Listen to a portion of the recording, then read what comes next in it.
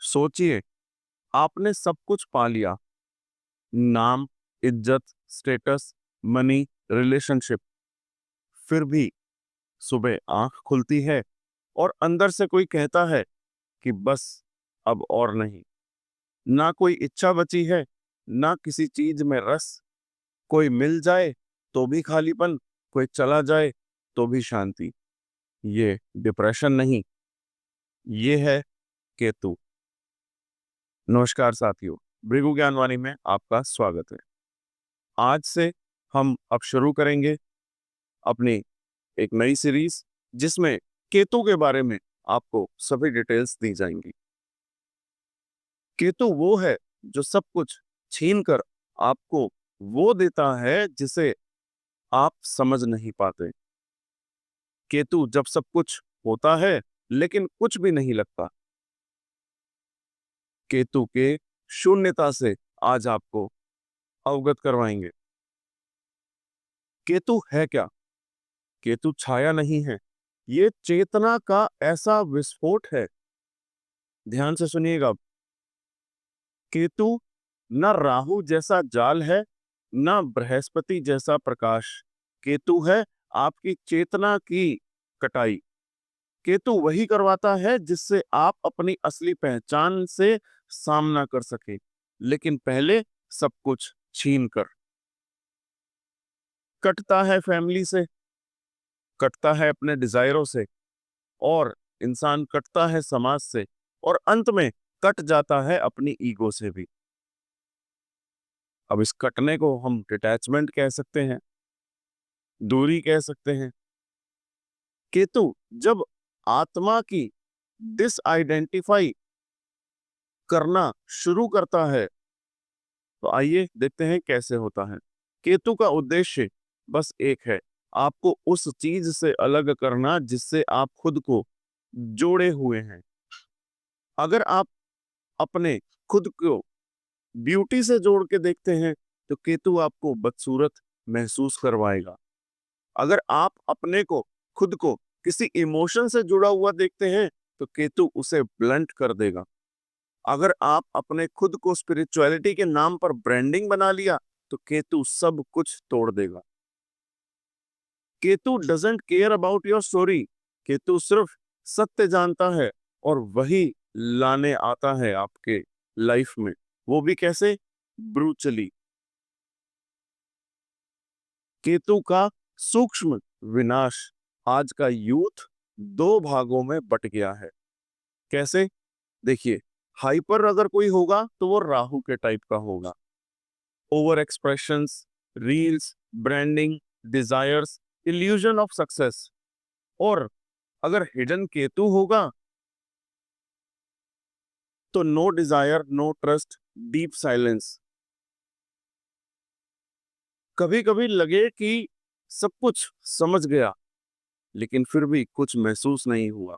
ये feeling rare होती है, और ये केतु की चेतना है जिसे सिर्फ पुराने जन्मों के सीकर्स समझ सकते हैं। राहु आपको दिखाकर भ्रमता में डालता है, और वहीं केतु आपको खाली करके जगाता है।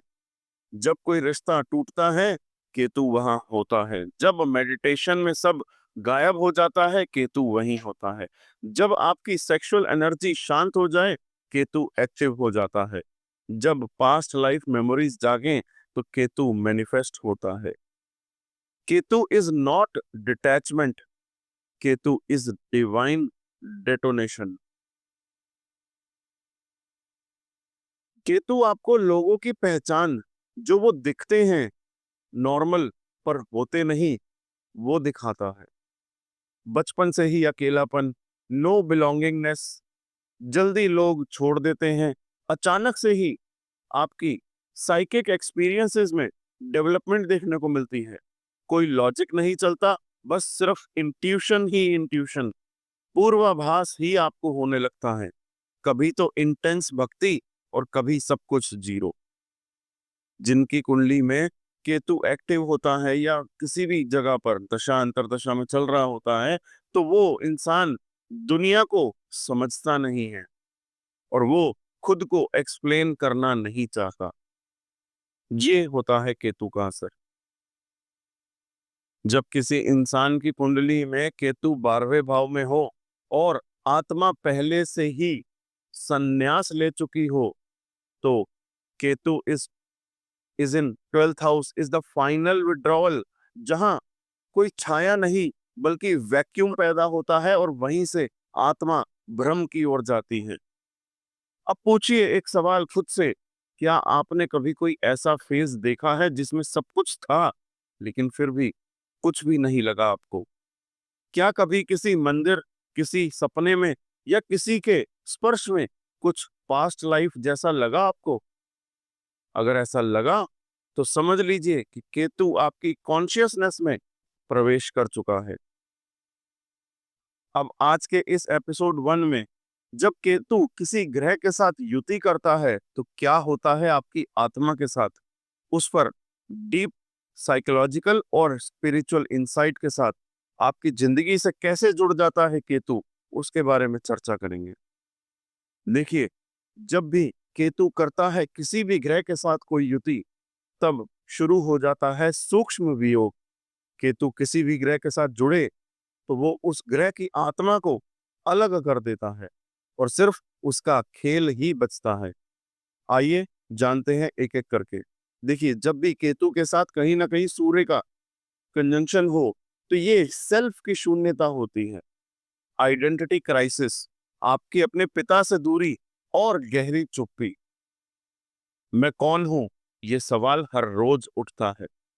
फेम या रिकॉग्निशन से अजीब तरीके से आप ऊब जाते हैं। ऐसा इंसान हमेशा खुद को दिखाने से डरता है क्योंकि उसे खुद ही नहीं पता कि वो है कौन। केतु के साथ चंद्रमा, भावनात्मक निर्भरता, भावनाएं तो होती हैं पर महसूस नहीं कर पाते। आपकी आपकी माँ से दूरी, वो भी साइलेंट दूरी। अकेले में वियर्ड सा डर लगना, जैसे कोई छीन लेगा सब कुछ आपसे। कभी हद से ज्यादा रोना और कभी टोटल नमनेस। केतु चंद्रमा को डिस्कनेक्ट कर देता है और इंसान इमोशनल ट्रॉमा को भूल जाता है, लेकिन वो ट्रॉमा वही रहता है।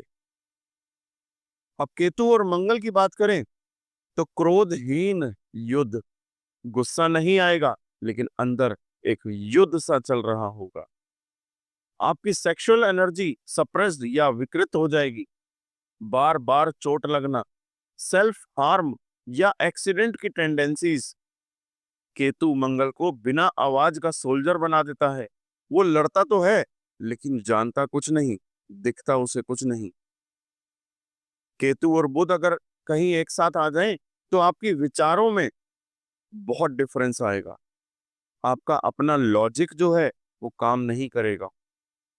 आपकी कम्युनिकेशन स्किल्स में गड़बड़, या तो बहुत ज्यादा बोलोगे या बिल्कुल भी नहीं बोलोगे। बचपन से ही आइसोलेशन में रहने का दिल करेगा, अकेले में रहने का। जो आपकी अपनी इनर वॉइस है इतनी सब्टल हो जाएगी कि सुनाई ही नहीं देगी। केतु बुध को विचारों से अलग कर देता है और व्यक्ति साइकिक जोन में प्रवेश कर देता है।